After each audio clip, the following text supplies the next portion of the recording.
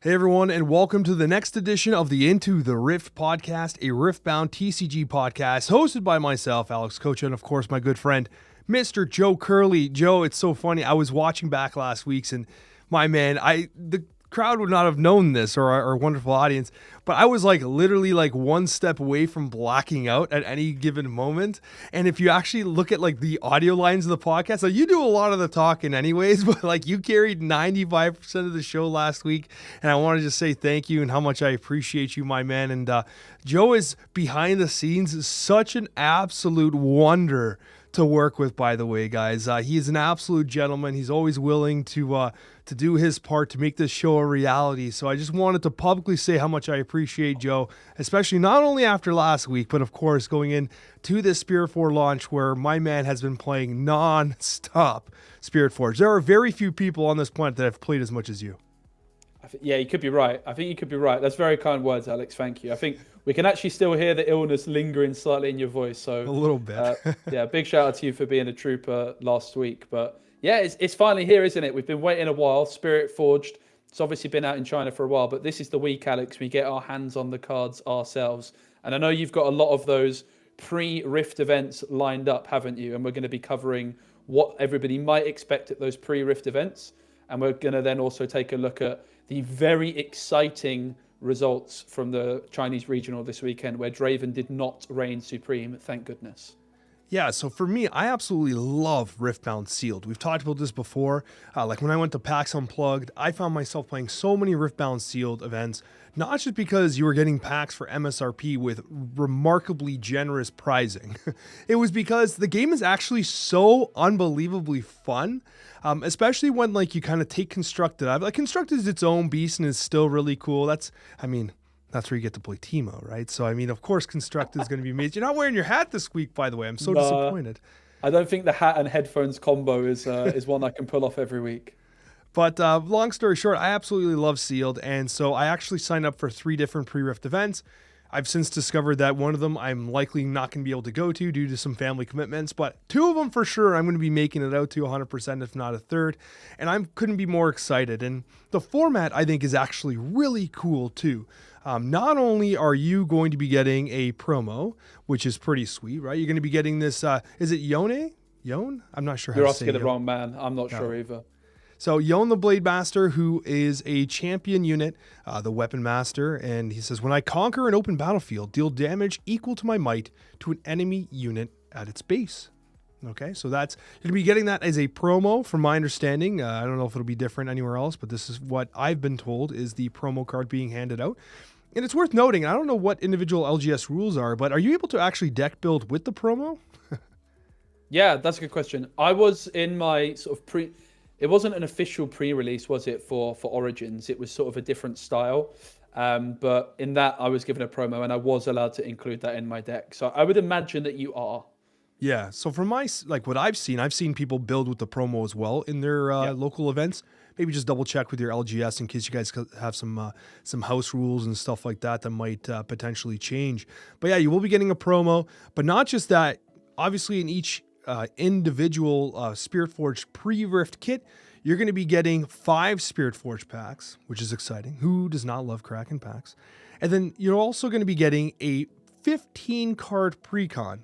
And the reason why this is so awesome is because the 15-card pre-con will have 1 of 6 legends and 1 of the legend champion units, which is super exciting because in regular sealed events where you're just kind of cracking packs, there's a chance you don't actually have a legend or a chosen champion or whatever, and you get to draw an extra card for that, in case you don't, but you don't always have that setup. And it kind of feels like a compromised game every once in a while. Sometimes you're able to pull it off and it's exciting, and obviously some champions are way better than others. But in these pre-Rift events, you will be getting a guaranteed 15-card pre-con. And then with your 5 additional packs, you will be able to fill out the next 10 cards of your deck, or you just need a 25-card deck, essentially, in order to play with. So, Joe, excited to break it all down. What are your thoughts on this new type of format? Yeah, I love it. It's really exciting. I've got to say, I'm quite impressed with their approach. I think pre-release events are a really fun opportunity where people are excited to crack packs. But actually, I think having that pre-constructed deck to get you started is really nice. I think it adds quite a lot of theme, doesn't it? And an extra bit of excitement. We're going to cover all of the decks that you might get your hands on and maybe try and predict which are the best. Is there one that's caught your eye, Alex? Like if you're going to sit down at the table and be given one of these at random, is there anything you're crossing your fingers for? Yeah, I mean, you're jumping ahead a bit, but yes. I will say that was sealed, by the way, 25 card decks, and you can use three domains, which is kind of unique, right? So you can use 3 color combinations, which is kind of exciting. And for that reason, I think, honestly, like I kind of really like the idea of using Jax, because I think Jax is just going to allow you to not have to worry about the power cost. Like the domain cost doesn't really matter, as he's kind of pulling the weapons here and there and doing the equipment swaps and all that stuff. I think that could be a potentially very interesting one. I think Lucian likely is going to be very, very good. I mean, Assault's always great, right? You want to be aggressive in these types of modes. But I believe be very interested in your take as well, Joe. Is there anyone that in particular stands out to you? I think Ezreal is the one I would most want initially, but that's just because I'm a bit of a fiend when it comes to blue and purple. That's just my color combination that I like playing the most. So yeah, I'm excited to take a deep dive and look at these. I think that the thing you're really chasing, if we're honest, is one of those hits in the packs, right, to add into the deck. Of course. And that's also what's exciting, because you've got this pre-constructed deck, which is 2 colors. By being able to then add a third color, if you get like one insanely good card, a lot of the time, you know, if you weren't able to have that third color, you would be stuck and you just have to put certain cards in. But you've got that extra bit of freedom. Okay, you're given a legend and champion to build around, but then you can add that third color in as well, which gives you quite a lot of options with deck building. So I think like immediately the process that you approach these events is going to be quite important. What I would do is when I'm opening my packs, I would be separating them into colors. Like let's say you're Ezreal and you're playing blue and purple, put the blue and purple cards in one pile and then have like a different pile for each color. And that should be your first decision. Like, what is the third color I'm going to go for? That's probably your most important decision when you're building your deck. What is that third color going to be?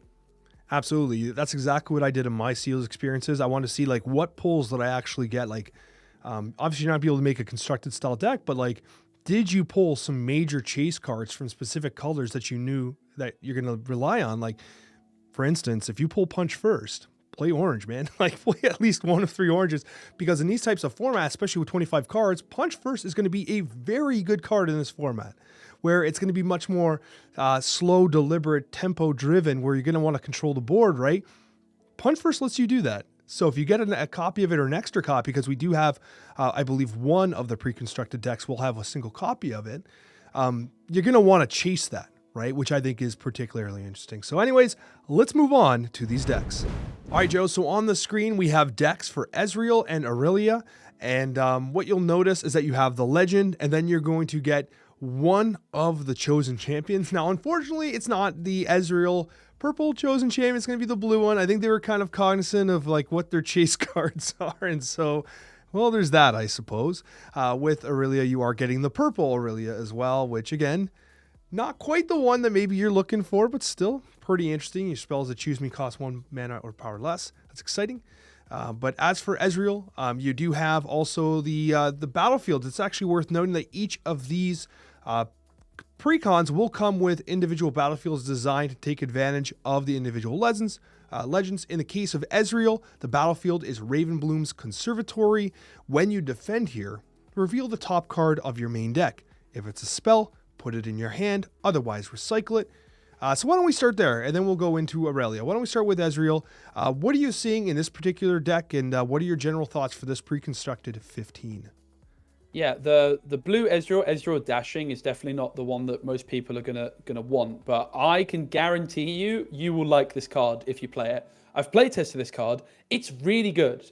I like the card a lot. When I attack or defend, deal damage equal to my might to an enemy unit here, but then Ezreal doesn't deal combat damage, which is a weird ability, but then it's also got a very powerful effect, although it is going to cost you 1 blue power at action speed, and you can move me to your base. So Ezreal is kind of comparable to like Lucian in orange, but it's like blue's version. You move Ezreal in, it deals damage to something based on its might, and then you can move it away after the combat, during the combat, before the combat goes through at action speed. So he's kind of just a bit annoying, a bit cheeky. He's particularly good if you can get some gear added to him, some equipment, because he is only 3 might, but if you can give him some extra might with equipment, then the Ezreal can become really good. Now, there is 1 copy of Doran's Ring in this pre-constructed, which gives him +1 might.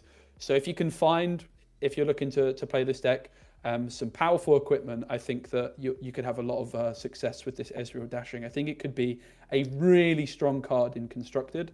And that's what you want from your champion, right? You want him to be your centerpiece. And I think this deck definitely has the potential to do that.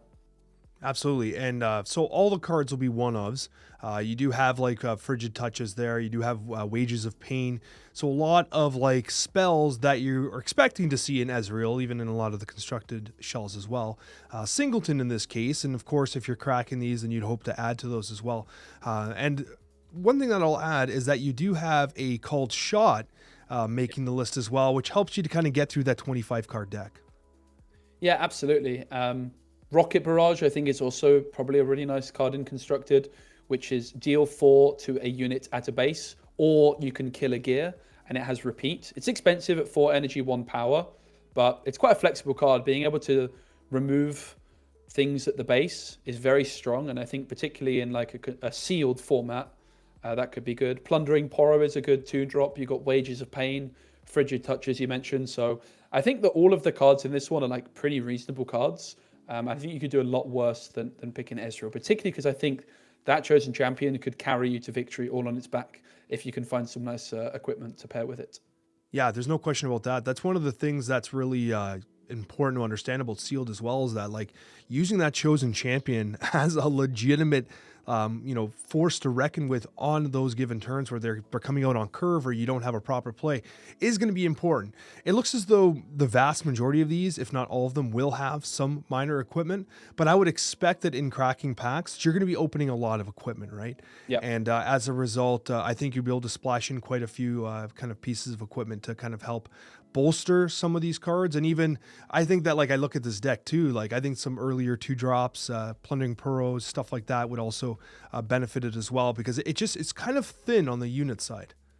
Yeah, definitely. I mean, Spiritforged's main sort of new thing it's adding is this equipment, and there's a lot of equipment in the set. So you'd be surprised, wouldn't you, if you can go through 5 packs and not get at least a couple of extra equipment cards to add into the mix for this one. Of course. And so we'll go over to the Irelia. Irelia, when you choose a friendly unit, you may exhaust me and pay 1 to ready it. When you conquer, you may pay to ready me. The battlefield in this case is Treasure Hoard. Treasure Hoard, when you conquer here, you may pay 1 to play a Gold Gear token exhausted. Now, I think that this battlefield is perfect for a sealed event because that's exactly what you want. And when you're working with tricolor or 3 domains, having that ability to use that gold is going to be super valuable to give you the flexibility to kind of use power as you so need. What are your thoughts on this particular deck? Yeah, the Irelia Legend ability is really very, very strong. You've got the potential to sort of move your cards around. While Irelia is not moving things, it's allowing you to ready things, which then allows you to move them. And that's a really strong ability. The Irelia Graceful definitely is not the Chosen Champion you would want. The other, like the green Irelia, is the champion that we're seeing the meta decks play, and that is a powerhouse card. So that's a downside of this one, but you get some exceptionally good cards in this one, which really, really stand out a little bit more than the Ezreal deck. For example, the Stellarcorn Herder, which is a 4-cost 3 might unit. When I move, draw 1. That could be absolutely outrageous. I mean, it's really good in constructed. It can move so many times. It's really, really strong. Not so fast as a good counter, which is a 2-cost 1 power reaction speed, which counters an enemy spell or ability that chooses a friendly unit or gear. You've got the Treasure Hunter and the Lonely Poro, 2 of the best 2-drops in the format. But for me, the star of the show in this one, Alex, is the Boots of Swiftness, which is a one-of. We've seen the Ezreal decks include this Boots of Swiftness as a one-of in constructed, and it's been an absolute revelation. It's an equipment which gives +2 might and ganking. And ganking is an extremely strong keyword to be able to give to, for example, your Stellarcorn Herder. Just keep moving it around, score more points, draw more cards. Yeah, no, absolutely. That combo in and of itself is 100% the reason why you get excited about this pre-con. Boots of Swiftness being added, especially in like the opportunity where you're going to be cracking packs, and then you're going to be adding some additional cards into the mix. Cheap individual characters, which get a little bit of a power boost, but then again can move and gank, which I think is extremely powerful, especially in sealed, which tends to be again much more tempo oriented. I love Treasure Hunter. I'm glad it's making its way into this as well. Now, I know we're a little bit down in the dumps with the purple chosen champion. However, with the legend ability, when you choose a friendly unit, it may exhaust me, right? When you're choosing a friendly unit with an equipment, that still counts, which will trigger the legend ability of Irelia, correct? Yep. Yeah, absolutely. So definitely something to look out for. Being able to like ready your characters, and you can do it multiple times per turn if you conquer. So yeah, the Boots of Swiftness, I think, is like the standout card in this one.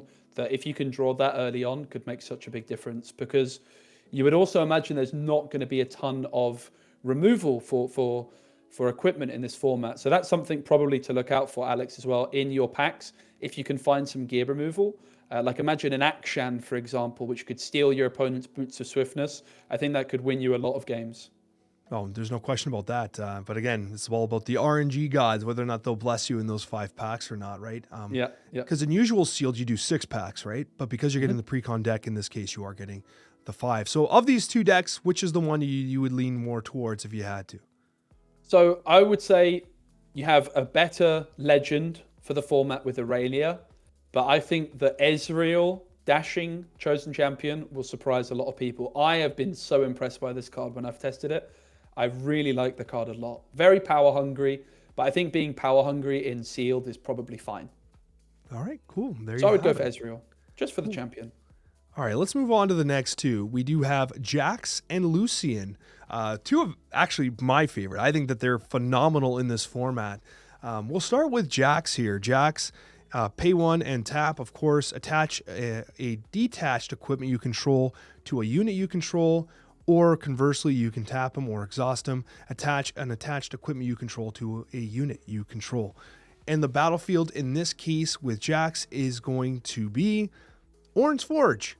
When you control this battlefield, the first friendly non-token gear played each turn costs 1 less. I think that for this particular format, especially when you're drafting through your packs and stuff like that, not necessarily drafting, I'm using the wrong language here. As you're going through your draws that you've pulled from your packs, drafting is a whole different type of game mode. Jax, I think, is perfect because you're being able to kind of utilize the equipment you're pulling, which you're likely to pull a lot to a high degree of effectiveness, very inexpensive. So I think that this would be a very natural one for this format. Yeah, I think I agree with that. And you do get access to quite a few equipment cards as well. You've got Doran's Blade and Doran's Shield, as well as one other equipment, which is the Hex Drinker. So you've got 3 equipments already out of the box, which is quite nice. The Dauntless Vanguard catches my eye, Alex, which is sort of like a cheap version of the Dead Bloom Predator. It's 4 energy, 1 orange power, and 4 might. You may play me to an occupied enemy battlefield. I have a feeling that will catch a lot of people off guard. Oh, there's no question about that for sure. I think that it's one of those cards that, like, on paper, that extra power is expensive for that ability, right? You got that baseline 4/4 stats, and then that power gives you the opportunity to play directly onto a competing battlefield. But if you're doing that, and perhaps you're able to utilize the quick draw ability of the chosen champion, maybe you could perhaps use that reaction speed equipment quick draw and take advantage of that particular card. Yeah, Jax Unmatched is definitely an interesting chosen champion. In sealed, you want like some expensive cards at times. You might just reach some game states where you've got 12 runes and not much to do with them. So having a few expensive cards in your deck can be nice. And Jax Unmatched at 5 energy is a little bit more expensive than the other champions we've looked at so far. It's definitely an interesting one. I think this one, you could have a really strong deck if you find some powerful equipment. I think if you lack that powerful equipment in your packs, you might struggle with Jax a little bit. Oh yeah, there's no question about it. If you don't actually pull the equipment, then you're cooked. Like, this is, of all of them, probably one of the riskier ones. I mean, Lucian to some degree as well, because obviously Lucian wants the equipment, right? if you don't actually pull the equipment and these are the precons you have, like it would be very difficult to transition these decks into highly functional decks. I kind of want to do what these legends are looking to do in and of itself. Now with Lucian, I don't want to jump ahead too quickly, but Lucian does have the one of punch first in the 15 card precon, which I think is a huge benefit.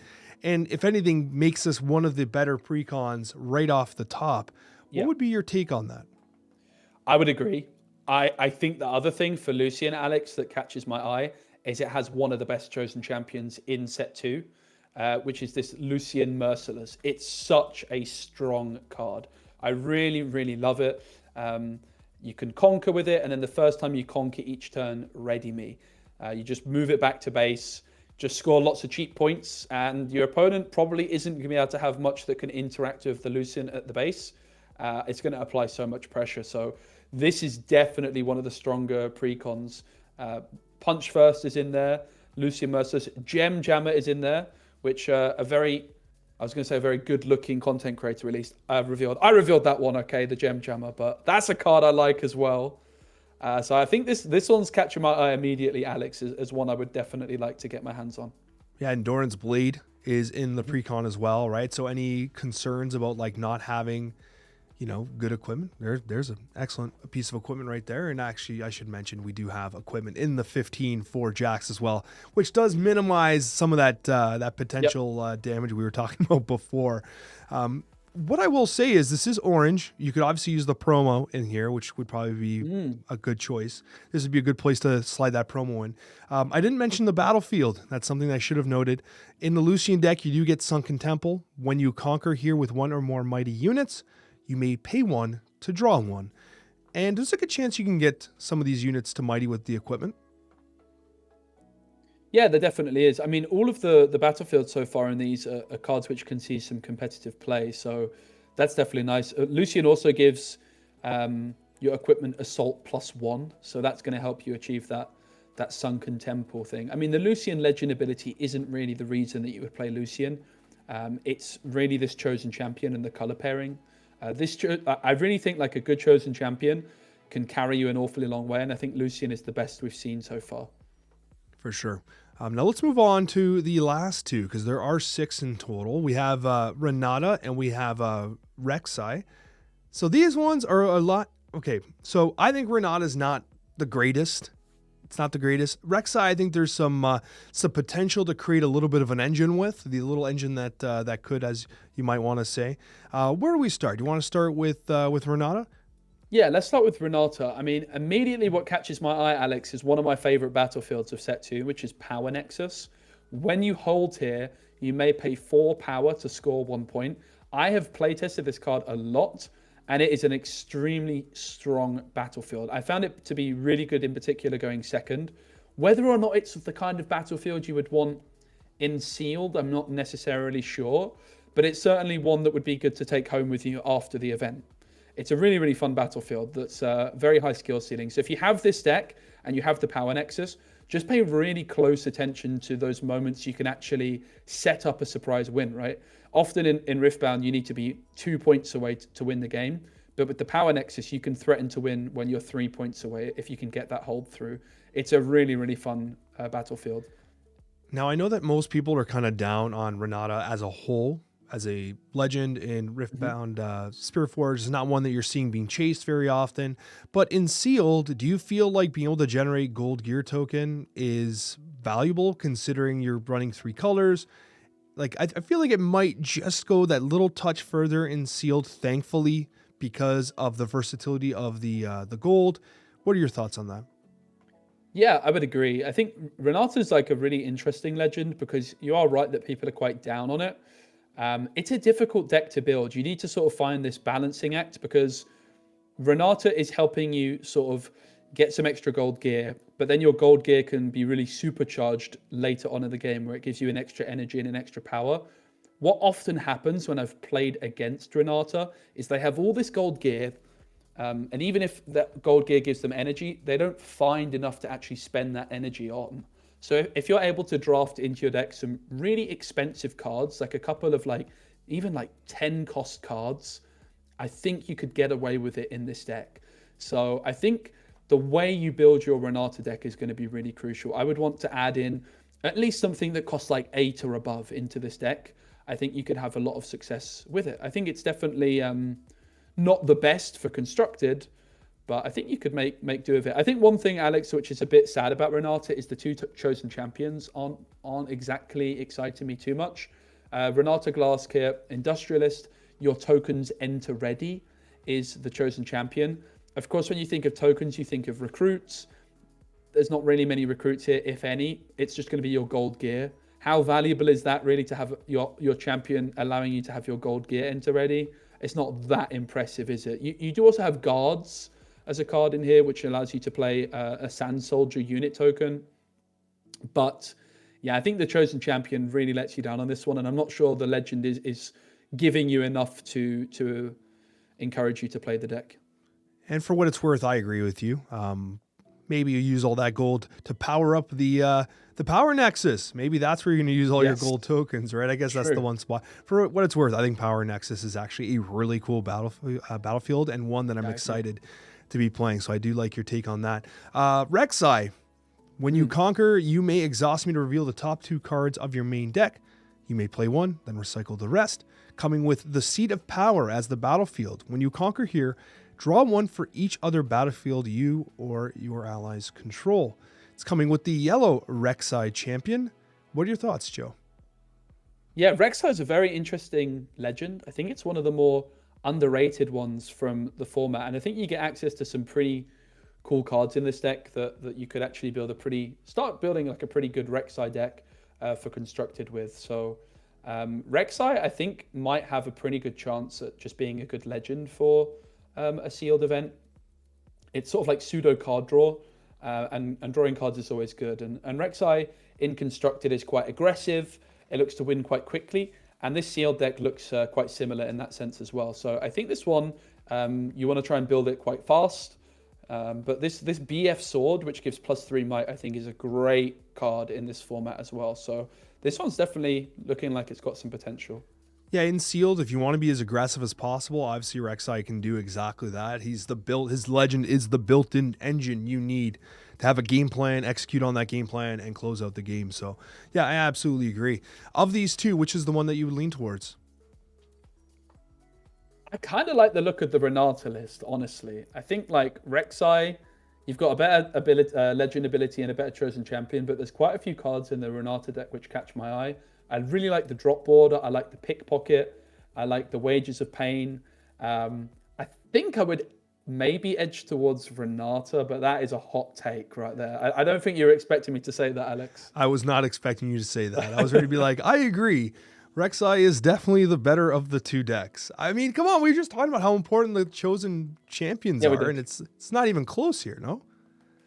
Yeah, I think Rek'Sai's definitely got a much better chosen champion, but I don't know. I like quite a lot of the cards that you've got in this Renata deck. I would be quite happy with either of them. I think, honestly, these pre-constructed decks, like Riot have obviously very carefully built them and want them to try and actually be as equal as possible. So I personally love the look of this as a pre-release. I think it's super exciting. I think what you've got to be careful with, the most important thing actually, isn't about the deck you're given. It's about how do you improve upon the deck. My gut feeling, and Alex, you've played more sealed than I have in Riftbound, but my gut feeling is you'll end up with a lot of games where you've got tons of runes and not much to spend your runes on. So, right, card draw is obviously going to be very valuable, but also just having a few big hitters in the mix, I think, can probably go an awfully long way in sealed. Well, also, I think that the signature spells in set 2 are remarkably strong, right? Mm-hmm. And so I guess it all depends, like as what you pull. Like if you're pulling signature spells and you want to use them, then yes, you should probably use them. And I think that if you're pulling punch first, splashing orange, there's nothing wrong with that because you're going to be utilizing that card to good effectiveness. I've joked about it a couple times, but in something like sealed where you want to maintain board control, that's going to be a useful card. A very, very useful card. And so it's all up to the draw. You got 5 packs, and whatever is in those packs, the only thing about sealed, though, is when you open a pack and you're missing a rare, it's going to feel really bad because that's where the balance comes into play, right? Yeah, that's very true. I think you might be right though that punch first is like the card to swing the color. I think that's the right thing to do, right? If you have like access to one really good card, you might just want to make that your third color because the decks are small, right? Joe, now is the time that we transition on over to the Dalian regional event in China this weekend, which was a remarkable event. But as you can see on the graphic here by Riftbound Report, we had actual meta representation across the board here. It wasn't just Dravens. It wasn't just Dravens in the top 8. We had 2 Dravens. We had Irelia. We have Kaisa. We have Ezreal. Okay, we have Sivir. We have Fiora. And we have Jax in the top 8. It is an absolute sight to see. You love to see it. Joe, what were your thoughts on the meta going into the top 8 in this week's regional?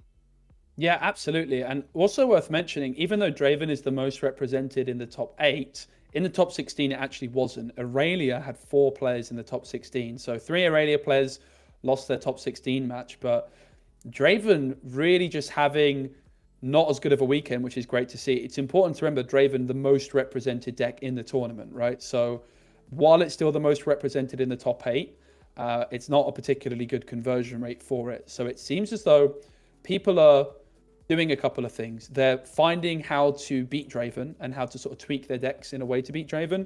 And they're also just becoming more comfortable and being able to optimize unorthodox lists. We've seen Fiora have a couple of really good weekends. We've seen Irelia sort of compete, and we've seen Ezreal sort of compete. But then also seeing Kaisa, Sivir, and Jax is really, really good. And I think also what's great to see about this, Alex, last week our episode was about the purple problem and how so much of the top cut was purple, and a large part of that was due to Draven.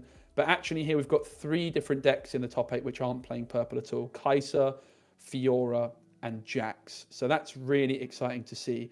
And then Sivir as well as sort of the new legend to join the party as well that we haven't been seeing at the top tables. It's just nice to see a variety of different decks doing well, different legends doing well. Now, of course, at the absolute top, it ended up being taken by Kaisa. We will go through the top 8 and some other decks here. Actually, you know what? Why don't we do that right now, Joe? We should probably talk about those decks. First place, we do have Kaisa here. Probably used to us saying that, but not necessarily over the last couple of weeks, because in the Chinese regionals, Kaisa has not necessarily been a meta shaker. Now here, it does take first place overall, Joe. Is there anything you want to highlight about this particular deck? I think it's on 3 singularities. You can just scroll down ever so slightly, which definitely caught my eye.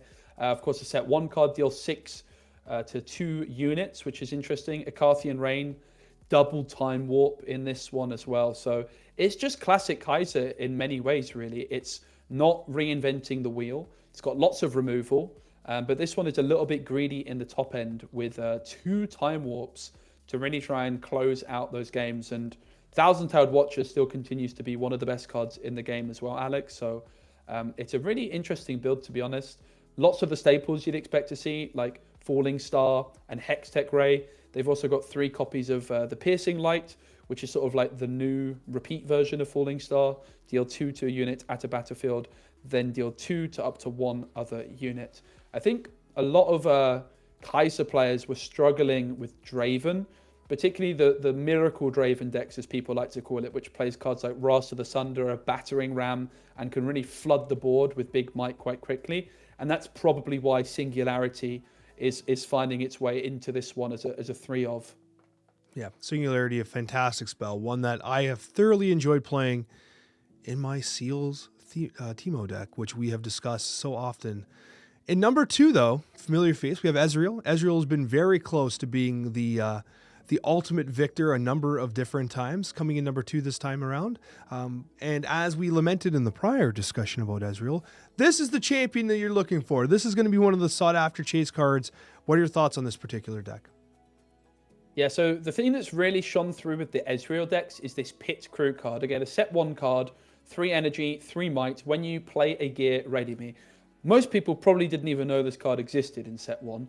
But of course, with Spiritforged being the equipment set, there's a lot of new gear to be had.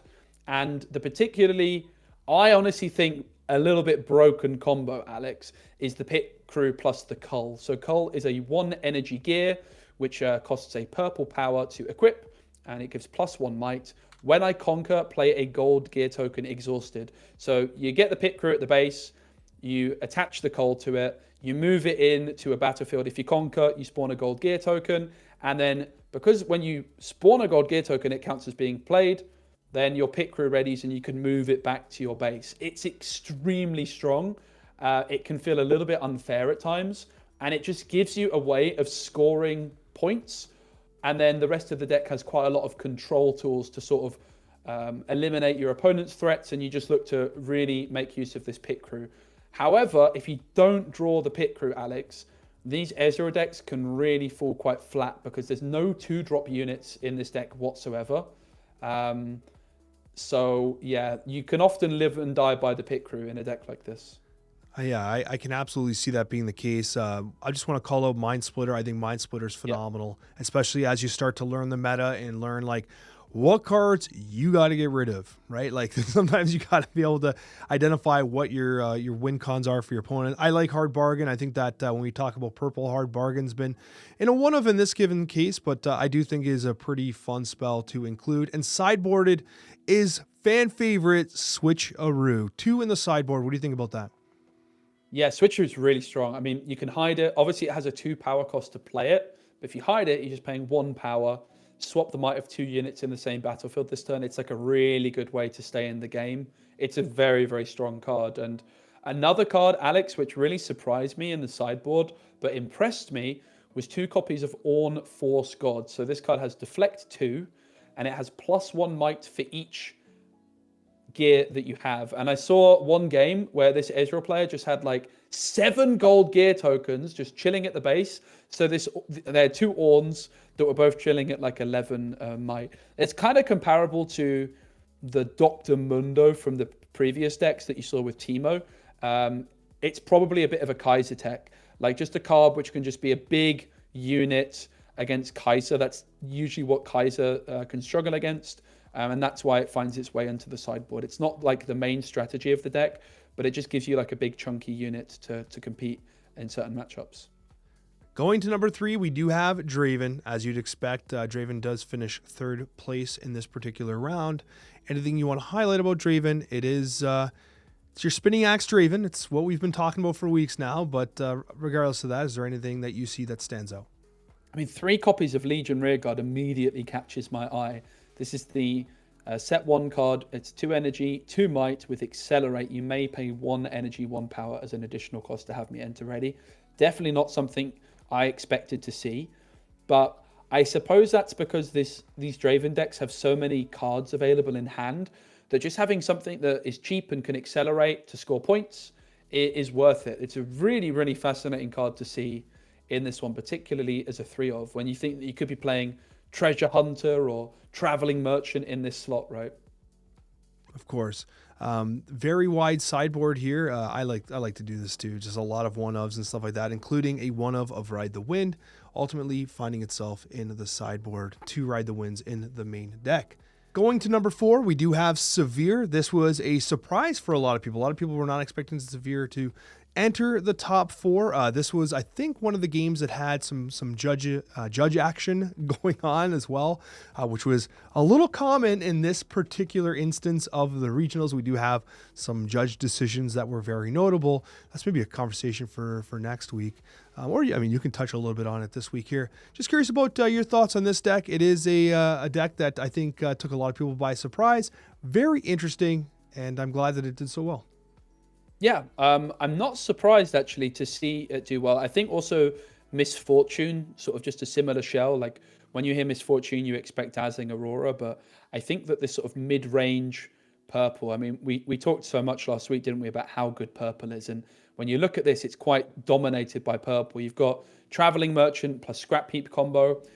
One thing, Alex, to really look out for is the Last Rites and its synergy with Wrath of the Sunderer. So Last Rites is a new, I believe it's epic rarity equipment, which is in here as a 1-of. It gives +2 might. When I conquer or hold, you may play a unit from your trash. You still have to pay its costs, but Wrath of the Sunderer is reduced in cost for every card in your trash. So I've been playing against several people using this Last Rites for Wrath of the Sunderer cost. You remove their Wrath of the Sunderer, but if you're not careful with the Last Rites, they can just play that card back down the next turn for free, essentially, for like 1 power.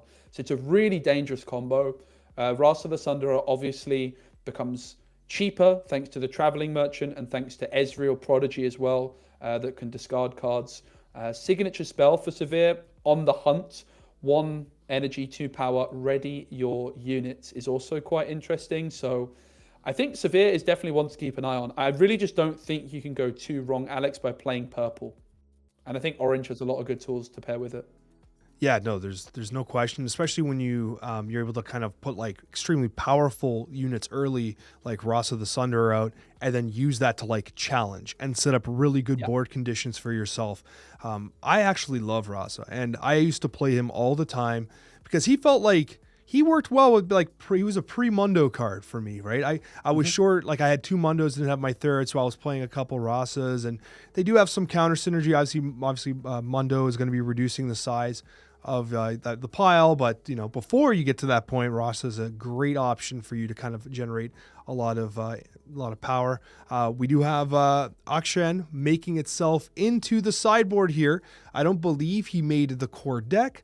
As a one of, do you agree with having him in the sideboard? Can't go wrong with 1 Akshan on the sideboard, can you? It would be rude not to, Alex. I know that's what I figured. I just thought I'd bring it up because I know you're a huge fan. One of though is kind of interesting. I would almost add a second. I just wonder, 1 is a lot better than 0. It's true. 1 is much better than 0. I suppose. I think Alex, like 1 card which is a bit weird to be honest is the Treasure Trove in this, which is a 2-cost gear. When this leaves the board, draw 1 and channel 1 Rune Exhausted, and you can spend a purple power to kill the Treasure Trove. So it's like a pseudo ramp kind of card in the deck. It does have synergy with like the Sivir legend ability, but definitely not something I would have expected to see. But clearly this player knew exactly what they were doing. This is an incredible run. I do believe it's a player from the West that's sort of gone over to China to compete in these. So fair play to them. That's a lot of commitment. Randy really TCG. Cool. Yep. Now we have Fiora. Fiora actually been a mainstay near the top of the meta in a lot of these Chinese regionals. Do you see anything in particular that stands out in this deck, or is this essentially what you've been seeing be successful over the last few weeks? Yeah, it looks pretty similar. It's a baited hook version. So what we're probably seeing most of the time with Fiora now is you start with baited hook and you consider sideboarding it out in game 2. Because most people, like we saw in that previous deck, will have their gear removal on the sideboard, not in their main deck.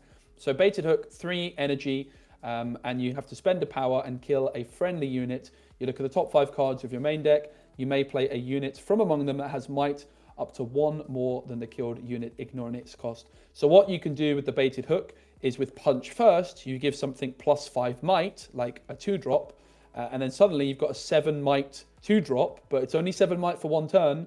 You kill it with the baited hook, and you can find a harnessed dragon and play it, ignoring the cost. And a harnessed dragon usually costs you 8 energy, 2 power. It's 6 might. When you play me, kill an enemy unit. So you look to really just use the punch first to win a combat, and then kill that unit with the baited hook to play a extremely expensive card. Now, for this given deck, Fiora obviously fantastic, but Riposte, is this not one of the absolute best signature spells in set 2? It is a banger, isn't it, Alex? I mean, getting access to a counter in colors that don't usually get access to it is great, but it also gives you some might as well as a combat trick. So it's very, very flexible. Yeah, so we got a couple more decks to talk about here before we close out the day. We have Jax. We talked about Jax extensively today. This is a 8th place Jax, rounding out the top 8. Listen, Jax had been one of those decks that like I was actually super excited about, and he didn't seem to be performing too well in the early regionals, and now we finally have one of the more breakout finishes for Jax.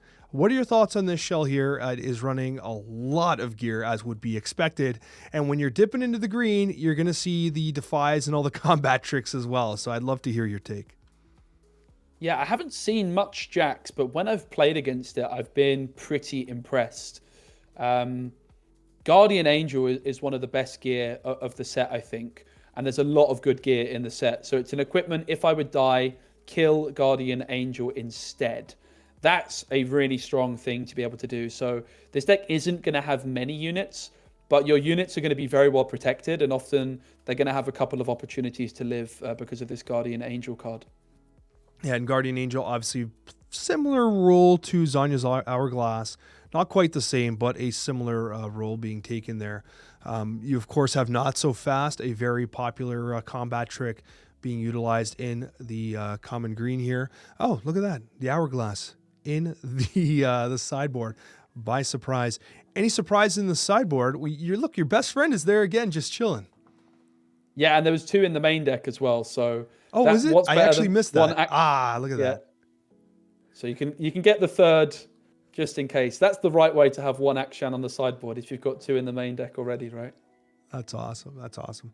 And then we finally go to a 9th place. We have one more deck after this I want to showcase, but we do have Lucian coming in at 9th place. As expected, a ton of equipment in this particular deck here. What are your thoughts on this take on Lucian? Yeah, I like Lucian. Really good chosen champion, really good signature spell, almost like Ride the Wind. Great color combination to be quite aggressive. This one's actually playing like the near OTK combo, which is with Trinity Force and Skyfall. Trinity Force is when I hold, score 1 point. And then Skyfall is my hold effects become conquer effects, and my conquer effects become hold effects. So basically what that means is if you can attach Trinity Force and Skyfall to your Lucian, every time you hold, you score a point, but also every time you conquer, you score a point, like an additional point, right? So it's a really dangerous combo. Most Lucian decks aren't necessarily playing this combo, but it's definitely something you need to look out for if you're playing against Lucian. And it's fascinating to see that this combo, which some people might have thought is a bit of a meme, can actually be extremely competitive. Yeah, and 2 Kaisa survivors making this deck. On the sideboard is a copy of First Mate, which obviously you have 2 of in the main deck, not the 3rd though. Now, First Mate is a card that I know you absolutely love, and you've been preaching its power. Why would you take one out? It feels like an excellent card to have a 3 of. Yeah, I would agree. You do have like a 3-cost Lucian as your chosen champion. So like one of the upsides of First Mate is, of course, you want to play it to ready another unit. But when you're going second, it can also just double down as something to play in your opening turn. Yeah. It is a bit, it does feel like a little bit off having a 3rd copy of First Mate on the sideboard. Like I feel like put it in the main deck or use your sideboard for some tech cards, but maybe you just like remove like some sort of tech card, or I don't know. It is an interesting one. There's something not quite right there for me. Like I don't think I would personally do it. I think I would either play 3 in the main deck or just stick to 2 and use that sideboard maybe for more tech cards. But I don't know. I think it's a weird one, isn't it? Because you can just always be like swapping a First Mate out. I don't know. It's a weird one. It wouldn't personally be how I would handle it, Alex, but maybe that's just me. And I couldn't help myself, but I felt the need, like we had to talk about the 36th place Lux. And part of me was like, am I going to play Lux in Vegas? Like, is that what I want to do? But I don't know. Like Lux coming in at 36th place, which is a remarkable result for this hero. Yeah. I don't think we've had anything even close to that.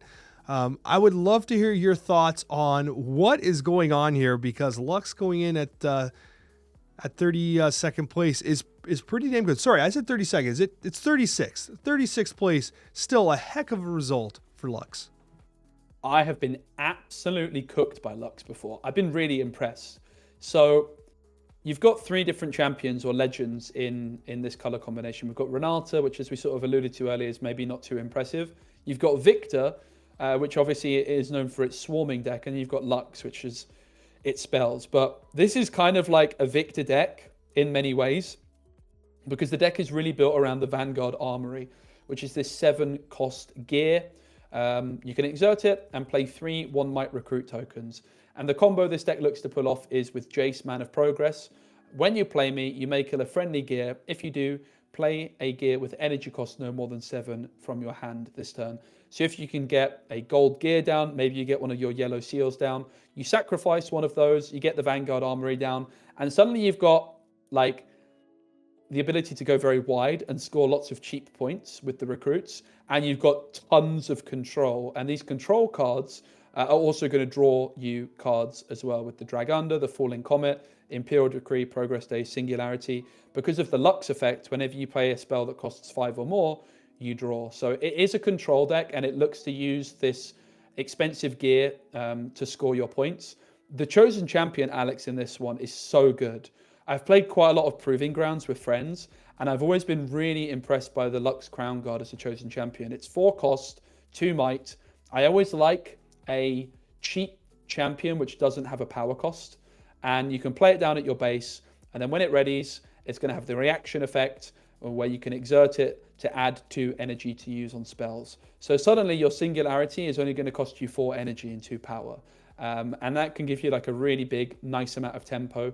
And I think particularly the Imperial Decree, Alex, when any unit takes damage this turn, kill it, is extremely strong with all of these recruits. And Bellows Breath. Of course. And yeah, at the end of the day, that Lux is perfect to just sit at the base and allow you to just ramp out those spells, get your draw engine going, and of course, take advantage of those skills and abilities. Like Singularity can really decimate your opponent. We've talked about it in the past where Singularity at 6 damage, there are so many units that just, especially expensive ones, that hit that 6 might threshold and just sit there. Right. And obviously with Singularity, that can be extremely damaging for them. And if you have the one of Time Warp, which I've always been a huge fan of as well.